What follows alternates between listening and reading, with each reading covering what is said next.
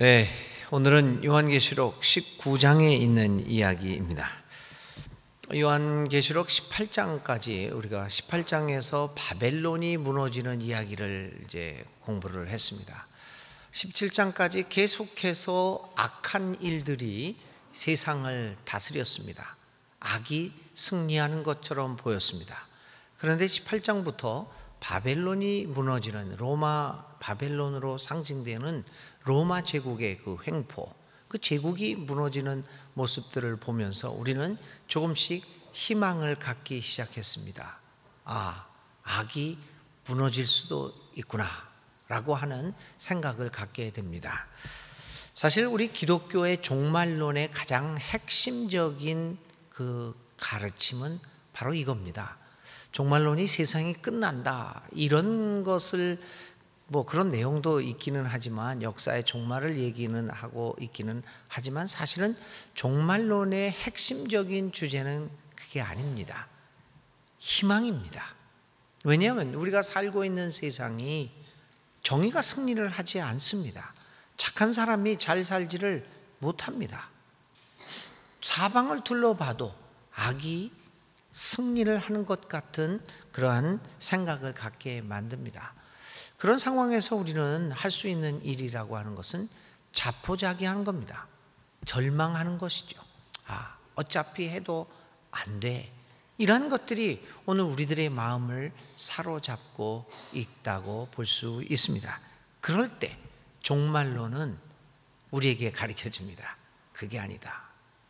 17장까지 우리가 요한계시록 첫 번부터 시작해가지고 계속해서 악이 다스리는 그 광경을 보아왔습니다. 18장부터 바벨론이 무너지면서 이제 우리에게 희망이 생겼구나. 이 19장에는 이제 이 본격적인 그 무너짐이 이루어진다고 하는 것을 보게 됩니다. 누구에 의해서? 백마를 타고 오는 예수님에 의해서 이 세상의 역사가 바꾸어지게 되는 것을 이제 보게 됩니다. 그래서 19장부터 시작해서 백마를 타고 오는 그 예수 그리스도를 상징하는 거죠. 그 백마를 타고 오시는 그 분으로 비롯해서 20장, 21장, 22장까지의 어린 양의 혼인잔치와 마지막으로 새로운 창조로서 새로운 세계가 열리게 됨을 이제 19장부터 보여주게 됩니다. 하나님은 자신의 역사 섭리 가운데서 이렇게 악에 대한 심판을 마치게 됩니다. 그리고 옛 세계에 대한 종말을 21장에서 선언하시고 22장에서는 이제 완벽한 새로운 세계가 열리게 됩니다. 이제 새롭게 창조되는 세계는 예전의 세계와는 전혀 다른 세계가 될 것이라는 것을 이 요한계시록은 우리에게 가르쳐주고 있습니다. 19장에서는 하늘에서 찬양 소리가 이루어지게 됩니다. 땅에서 악한 것들이 무너지는 걸 보면서 하늘에서 찬양의 소리가 나옵니다. 백마를 탄 그리스도와 그를 따르는 세마포를 입은 천군들이 마지막 전쟁을 하는데 짐승과 거짓 선지자들과 짐승의 표를 받은 자들과 우상 숭배하던 자들과 이 이적에 미혹되었던 모든 자들이 심판을 받게 됩니다. 19장에서요 백마를 타고 온 예수에 의해서 그 모든 사람들이 심판을 받게 됩니다. 20장에는 이제 천년 왕국과 더불어서 완전히 패배한 자들의 주인격이었던 사탄을 잡아서 1000년 동안 가두어둔다라고 하는 이야기가 이제 요한계시록의 20장에 나오고 있고, 이제 그 사탄들이나 이 악한 자들이 불과 유황못에 빠져서 타 죽게 된다. 불과 유황못이 어떤 용광로 같은 것이 있다는 것보다는 이 요한계시록 20장에서 우리가 다음 달에 다뤄볼 것이지만요, 유황불과 유황못에 던져져서 태워 죽는다는 것은 완벽한 종말을 얘기합니다. 완벽한 최후를 얘기하게 됩니다. 20장에는 또 두 번째 부활과 생명책으로 최종 심판이 이루어짐을 이야기하고 21장과 22장에서는 드디어 악마가 완전히 유황못과 불에 빠져 죽음으로써 말미암아 이제 새하늘과 새 땅, 새로운 세계가 이루어진다고 하는 것들을 보게 됩니다. 자, 이런 것들이 이제 19장부터 22장 요한계시록의 마지막 부분들의 주제라고 볼 수 있습니다. 우리는 19장부터 이렇게 22장까지를 읽어가면서 위축되었던 우리의 마음들이 용기를 얻게 되고 결국은 하나님의 의가 승리하게 된다고 하는 것들을 우리는 이렇게 보게 됩니다. 천사는 무엇보다도 오늘 1절부터 3절 사이에 이렇게 얘기합니다. 천사는 무엇보다도 먼저 하나님의 구원의 영광과 구원의 능력을 노래하고 있습니다. 하나님을 찬양하는 것, 그것은 바로 그분이 우리의 영원한 구원자가 되시기 때문입니다. 하나님은 우리를 심판으로부터 구원하실 뿐만 아니라 그리고 그 구원의 능력을 예수님의 십자가로부터 우리에게 통하여 보여주십니다. 단순히 우리를 죽음에서 구원하는 것뿐만 아니라 이 땅의 불의에서부터 우리를 해방시켜 주십니다. 우리 이 땅에 만연되어 있는 불의를 보고 이건 아니다 라고 하는 것을 말씀하심으로 우리를 구원하고 하시는 분이라는 것을 계시록을 통해서 우리는 종말론을 통해서 다시 한번 살펴볼 수 있고 깨달을 수 있게 됩니다. 그래서 여기 있는 사람들이 하나님의 구원을 찬양하듯이 우리는 하나님의 예수님을 통한 그 예수님 십자가를 통한 구원을 믿고 있기 때문에 어떠한 상황 속에서도 실망하지 않고 정의가 하나님의 나라가 승리할 수 있음을 믿고 살아갈 수 있다고 하는 것입니다. 이 천사들은 또 이 사람들은 또 찬양하기를 하나님의 심판이 참되고 의롭다고 찬양합니다. 하나님의 심판은 정의에 의한 것으로서 어느 누구도 반대하지 못하며 이 의를 다룰 수 없는 것이다. 하나님은 절대적인 기준을 가지고 우리를 심판하시고 있다고 하는 겁니다. 하나님의 변덕에 의해서 우리를 심판하는 것이 아니라 뚜렷한 기준을 가지고 우리에게 심판을 하신다는 겁니다. 악을 심판하는 것을 이야기합니다. 신은 참 변덕스럽습니다. 옛날 신들은요, 고대의 신들은 굉장히 변덕스러웠습니다. 사실은 여러분, 우리가 이렇게 재물을 갖다 바치는 것, 뭐 이렇게도 바치기도 하고, 짐승을 갖다 바치기도 하고, 또 어떤 때는 사람들을 갖다 바치기도 했죠. 이런 재물을 바치는 보이지 않는 어떤 그 존재에 대해서 이런 것들을 갖다 바칩니다. 요즘은 짐승들은 갖다 바치지 않지만 헌금을 하기도 합니다. 물질을 갖다 바치죠. 이런 바침의 행위가 여러분 어디서 비롯되었을까요? 신이 변덕스럽기 때문입니다. 고대 근동의 신들은 다 변덕스러웠습니다.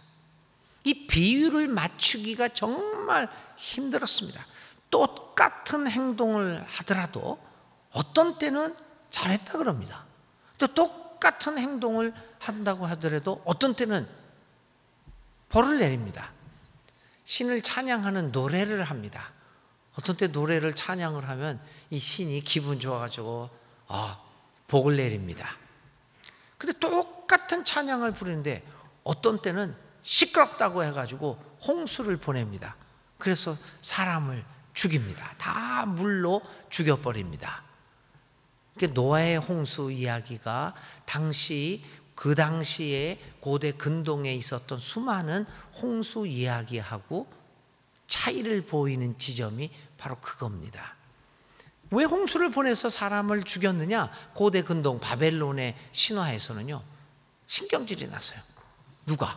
신이. 왜 그러냐면 낮잠 자는 동안에 밑에서 인간들이 시끄럽게 찬양을 했기 때문입니다. 그래서 죽였습니다. 그래서 이 고대 사람들은 신이 굉장히 변덕스럽기 때문에 어떻게 대우를 할 줄을 몰라요. 그래서 시도 때도 없이 재물을 갖다 바칩니다. 산짐승을 갖다 바치고, 야, 이거 가지고 또 마음에 안 들지도 몰라.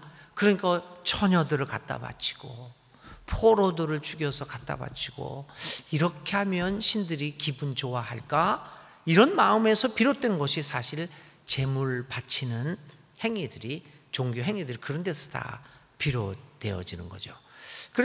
그런데 우리 하나님께서는 뭐라고 얘기하냐면, 나 그런 거 필요 없다. 내가 그것 때문에 니네들이 뭐 수천 마리의 소를 갖다 바치고 뭐 양을 갖다 바치고 그거 받아서 내가 기분 좋아하고 너를 축복하고 뭐 저주하고 기분 나빠서 저주하는 신은 아니다. 이게 고대 근동과 야훼 종교의 차이였습니다. 하나님의 심판은 변덕에 의한 것이 아니라 그분의 정의의 기준에 의해서 한다고 하는 것입니다. 그래서 이러한 정의로운 심판이 있기 때문에 우리는 우리 하나님이 변덕스러운 하나님이 아니기 때문에 오늘 우리들은 하나님을 찬양하고 그분이 내리시는 심판과 구원에 대해서 이 의의를 다룰 수가 없다는 것입니다. 사랑하는 여러분, 오늘 계시록에서도 마찬가지로 이러한 하나님의 심판은 정확하고 올바르다라고 하는 것을 그런 면에서 말씀드립니다. 우리 하나님은 공포의 하나님이 아닙니다. 우리의 하나님은 사랑의 하나님입니다. 우리의 하나님은 정의의 하나님입니다. 그러므로 오늘 우리들이 하나님을 섬기고 하나님 앞에 나오게 될 때 하나님의 눈치를 볼 필요가 없습니다. 그런데 많은 이 기독교의 신자들도 우리 하나님을 공포의 하나님으로 보고 있습니다. 그러나 그 하나님을 공포의 하나님으로 보게 되면 우리는 하나님 앞에 나올 때 혹시 내가 잘못한 것이 있지 않을까? 혹시 내가 부족한 것이 있지 않을까? 두려운 마음으로 하나님의 눈치를 살살 보면서 나오게 될 수도 있습니다. 우리 하나님은 의의 하나님, 사랑의 하나님이시라고 하는 것을 우리는 다시 한번 기억해 보아야 할 것입니다. 4절부터 15절까지는 24장로와 네 생물의 찬양이 나옵니다. 24장로는 여러분들 아시는 바와 같이 12족속을 이야기하죠. 12족속의 두 해입니다. 이 네 생물이라고 하는 것은 동서남북을 이야기합니다.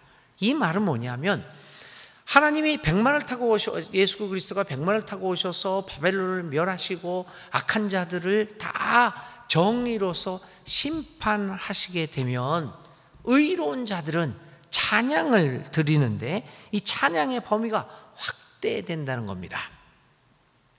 온 세상이, 그러니까 동서남북 온 세상이 하나님의 영광을 보게 되고 하나님의 정의가 살아있음을 보게 될 것이라고 말하고 있습니다. 이 사방에서 정말 하나님의 의가 드러나고 모든 세상이 하나님께 영광을 돌리게 되는 것이 종말의 세상의 특징이라고 할 수 있습니다. 찬양의 범위가 확대됩니다. 하나님의 종들아, 하나님을 경외하는 자들아, 작은 자와 큰 자들아, 다들 우리 하나님을 찬양하여라 라고 외치게 되는 겁니다. 모든 사람들이 하나님의 놀라우신 능력을 찬양하게 되고 악을 멸망시키시고 정의를 살리시는 하나님의 능력은 찬양받기에 합당한 것이 되겠습니다. 이제 하나님은 악을 멸망시키시고 자신이 통치를 직접 시작하는 세상을 오게 하십니다. 그러므로서 이렇게 하나님이 다스리는 세상이 되면서 어린 양의 혼인식이 이제 곧 시작됩니다. 19장에서 그렇게 되죠. 그 8절에서요. 그녀에게 빛나고 깨끗한 세마포 옷을 입도록 주어집니다. 그러면 그 어린 양의 혼인식에서 그 정의가 승리한 이 새로운 세계에서 아직은 완전히 이루어지지는 않았지만 다가오는 새로운 세계를 바로 어린 양의 혼인 예식으로 상징을 하고 있습니다. 그 어린 양의 혼인 예식의 신부는 누구인가? 세마포를 입은 사람들입니다. 그 사람들이 이 어린 양의 그 신부가 되고 있습니다. 이 세마포를 입었다라고 하는 것은 뭐 성경에서 그대로 나오고 있지만 성도들의 정결한 행실, 성도들의 옳은 행실을 이야기하고 있습니다. 옳은 행실에 세마포로 옷을 입은 성도들이 어린 양의 혼인잔치에 참여하고 이 바로 하늘로부터 이미 준비된 거룩한 새로운 성 예루살렘에서 새로운 세계에서 살게 된다라고 오늘 이 19장은 얘기합니다. 종말의 세계는 그렇다는 겁니다. 악한 자들이 악한 행실로 마치 자기네들이 지금까지 세상을 다스릴 것처럼 여겨왔고 또 자랑했던 자들은 이 새로운 성, 거룩한 성 예루살렘에서는 자취를 찾아볼 수 없게 된다는 것입니다. 교우 여러분, 이렇게 종말의 세계는 들어갈 수 있는, 참여할 수 있는 사람들은 옳게 살아가는 사람들입니다.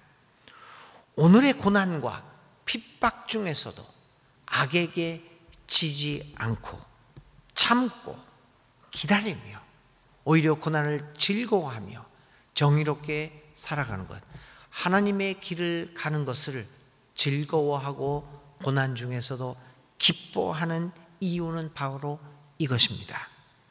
하나님의 어린 양의 아내로서 세마포로 갈아입은 성도들만이 거룩한 성 예루살렘에 들어갈 수 있기 때문입니다.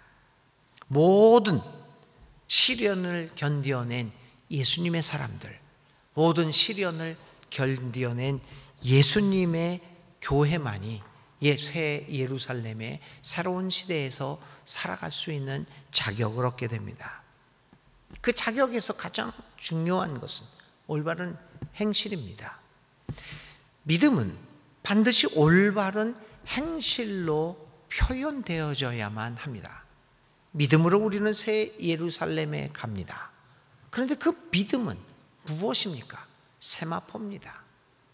믿음은 행실로, 거룩한 행실, 옳은 행실로 표현되지 않는 것은 가짜 믿음입니다. 여러분, 가짜 믿음 가지고는 거룩한 곳에 들어갈 수 없습니다. 오늘 어린 양, 바로 어린 양의 신부로서 새로운 시대에 들어갈 수 있는 세마포를 입은 사람들은 모든 시련을 견뎌내고 결국은 악에게 지지 않고 선으로서 악을 이겨낸 사람들입니다. 오늘 우리는 이러한 사람들을 하나님을 초청하고 계십니다. 마지막 날에 종말의 때 하나님은 그러한 사람들을 청하고 자신의 잔치에 청하고 계십니다. 과연 오늘 우리는 그 하나님의 초청을 받을 수 있는 자격과 그 받을 수 있는 위치에 있는가를 우리의 삶을 생각해 보지 않을 수 없습니다. 사랑하는 교우 여러분, 우리 순천 중앙에 있는 모든 교우들이 정말 한 사람 한 사람이 세마포, 올바른 행실의 옷을 입고 고난을 참고 기다리며 악에게 지지 않고 의로서 승리함으로써 이제 앞으로 다가오는 20장, 21장에 우리에게 다가오는 새로운 땅과 새로운 하늘에서 삶을 누리며 살아갈 수 있을까? 이러한 사람들이 될 수 있기를 위하여 우리는 기도하며 하나님 앞에서 의로운 삶을 포기하지 말아야 할 것입니다. 하나님께서는, 예수님께서는 백마를 타고 결국은 오셔서 이 세상을, 악한 세상을 반드시 정의로 심판해 주실 것입니다. 17절부터 21절에는 이렇게 백마를 타고 온 예수 그리스도가 마지막 심판을 할 때 하늘에서 쫓겨내려온 뱀이며 용인, 마귀, 사탄이 결국은 쫓겨 나고 예수 그리스도로 인해서 완전히 멸망당하고 있다는 것을 17절부터 21절까지의 말씀에서 이야기합니다. 예수님의 재림, 백마를 타고 오시는 예수님은 예수님의 재림을 의미하기도 하죠. 그 예수님의 재림으로 말미암아 이 세상의 모든 악의 세력은 완전한 종말을 고하고 있습니다. 물론 이들이 예수님을 향하여 최후의 발악을 하고 있는 모습을 보이고 있기는 하지만 19장에서 그런데 그것은 큰 힘을 발휘하지 못합니다. 그들은 곧 패배하고 말 것입니다. 짐승뿐이 아니라 그 짐승에 절하고 잠시 동안의 영화 부귀를 누렸던, 그리고 짐승의 앞잡이로서 이적을 행하면서 수많은 사람들을 미혹해 하였던 거짓 선지자들도 그의 최후를 맞게 되는 것이 오늘 19장에 기록되어 있습니다. 여기는 조금 이제 좀 그 잔인한 말들이 좀 나옵니다.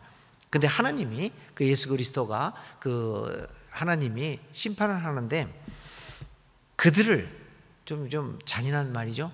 산채로 잡아서 유황불이 붙는 못에 던진다. 산채로 잡아서 던진다고 하는, 어떻게 보면 좀 잔인한 말로 표현되어 있지만 이 말은 이제 모든 악의 세력들이 깨끗이 말끔히 청소되었다는 것을 이야기하고 있습니다. 새로운 세계를 열기 위한 준비가 맞춰졌다는 겁니다. 하나님께서 열고자 하시는 새로운 세계는 죄가 없는 세상입니다. 악이 없는 세상입니다. 그래서 그 악한 마귀와 그 짐승들을 쫓았던 사람들을 산채로 잡아서 유황불 붙는 못에 던지는 그러한 일들이 있게 되는 겁니다. 짐승은 붙잡히고 19장 20절 21절이죠. 짐승은 붙잡히고 거짓 예언자들도 잡힌다. 그들은 산채로 유황이 타오르는 불바다에 던져진다. 그리고 짐승의 표를 받아 우상에게 절한 남은 자들은 그리스도의 입에서 나오는 칼에 맞아 죽고 모든 새들이 그들의 썩은 살들을 배부르게 먹었다. 처절한 최후의 파멸이 찾아오게 될 것입니다. 그들에게, 그러나 또 다른 한편으로는 이 짐승들과 짐승들의 앞잡이에 의해서 고난을 당하여 죽은 성도들은 하나님의 보좌에 둘러 있습니다. 그러나 이런 하나님 보좌 위에 둘러 있는 고난당하고 죽었던 성도들과는 대조적으로 이 짐승의 모든 종들은 영원히 사라지게 됩니다. 새로운 세계가 열리게 하기 위하여 악의 총사령관인 사탄마저 패배시키고 붙잡히는 역사가 발생하게 될 것입니다. 지금까지 우리가 18장까지에서는 상당한 실망을 가지고 포기하고 이제는 끝났다라는 생각을 갖게 될 수도 있었겠지만 19절부터는 이제 여러분 백마를 타고 오시는 바로 그분의 재림으로 인하여 악한 세력들이, 그렇게 기승을 부렸던 악한 세력들이 이제 기가 팍 죽게 됩니다. 그렇게 큰 힘으로 세력을 떨쳤던 그 악한 것들이 세력을 떨치기는 떨치지만 별 일 없는 아주 미약한 힘으로 겨우 마지막 발악을 하는 모습을 우리는 보게 됩니다. 사랑하는 교우 여러분, 우리가 선을 행할 때 실망하지 맙시다. 19장 계시록 19장에 있는 것처럼 백마를 타고 오시는 그분이 우리에게 힘을 주고 그분은 결국 정의로 이 땅을 심판하실 것이기 때문입니다. 그러므로 오늘 우리가 비록 어렵고 힘들다고 하더라도, 비록 우리만 남은 것 같은 느낌을 가지고 있다고 할지라도 우리만큼은 예수 그리스도의 복음의 말씀에서 떠나지 않고 그 복음의 힘을 믿고 나아갈 수 있는 믿음의 용사들이 다 되기를 간절히 기도드립니다. 정말로는 결국 우리에게 희망을 주는 가르침입니다. 세상이 어렵고 힘들고 또 우리 그리스도의 영광이, 그리스도의 복음이, 교회가 점점 신뢰를 잃어가고 있는 이 상황에서 다시 한번 우리는 오직 그리스도만이 우리의 구원자이시며 우리의 복음에 우리의 진리라고 하는 것을 깨닫고 다시금 우리 순천 중앙교회만이라도 하나님 앞에서 그것이 살아감으로써 마지막 심판을 견디고 악을 물리치는 우리 도구로 사용될 수 있기를 간절히 기도드립니다.